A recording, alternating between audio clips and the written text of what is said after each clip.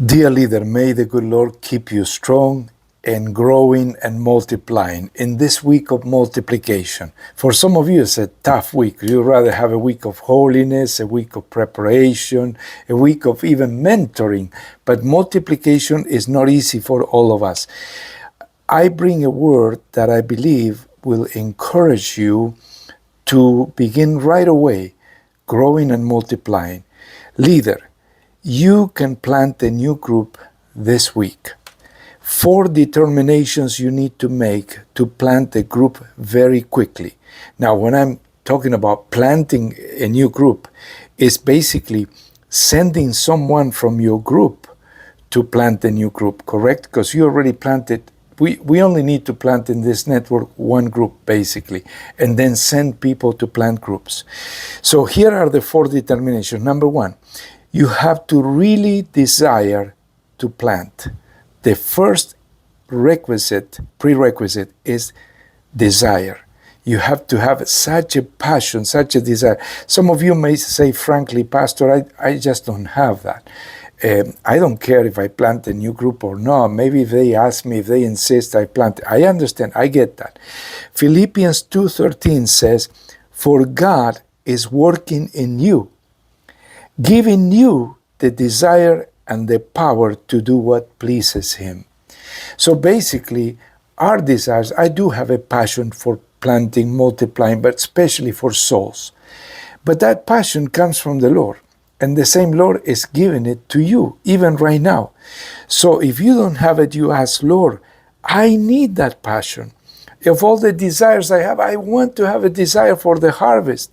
Give me a desire to plant a new group. So you have to really desire to plant. Number 2, you have to believe that you can do it. If you waver, if you hesitate, if you say, I'm not even capable of convincing anyone in my group. I have 3 people, I'm going to convince 1 or 2, I'm going to have an empty group, and they still may not do it. So you have to believe that you can do this. John 11:40, Jesus responded, and this was harder than planting a new group. This was resurrecting the dead. Didn't I tell you that you would see God's glory if you believe? So first is the strong desire. God works through our desires. Then believing that you can do it. I like that quote from John Maxwell. Most people don't believe they can make a positive impact on the world they live in. This is the barrier that we have to break. We must believe not only that Jesus resurrected from the dead, that's our foundation, right? But then we have to believe that He will use us to multiply the work of God. Amen?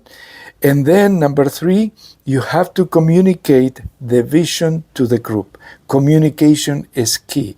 And you might feel awkward because you say, we have not been growing. We're not used to multiplying or planting. We hardly make it to our own prayer meetings.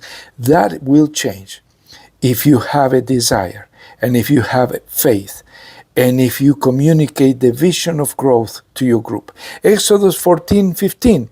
This is, Moses was in a ministerial crisis. He thought he was about to get eradicated from the earth, killed with all the people because of the persecution of Pharaoh. But then the Lord said to Moses, why are you crying out to me? Tell the people to get moving. Tell the people to march on. Yes?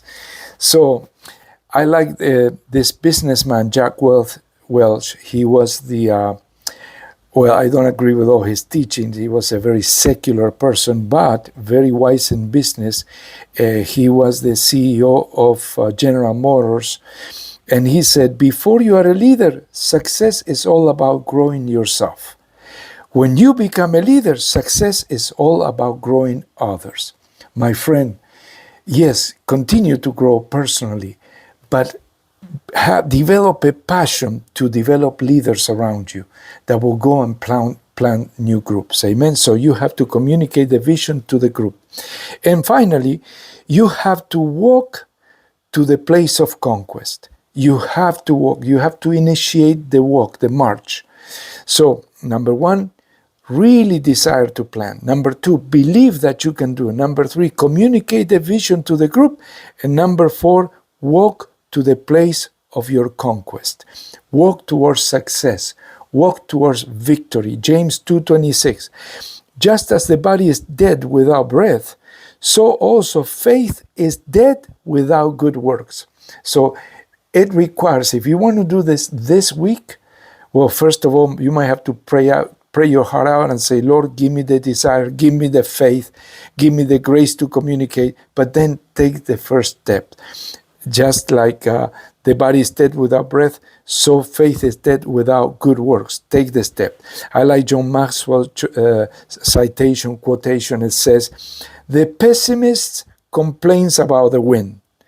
The optimist expects it to change, but the leader adjusts the sails.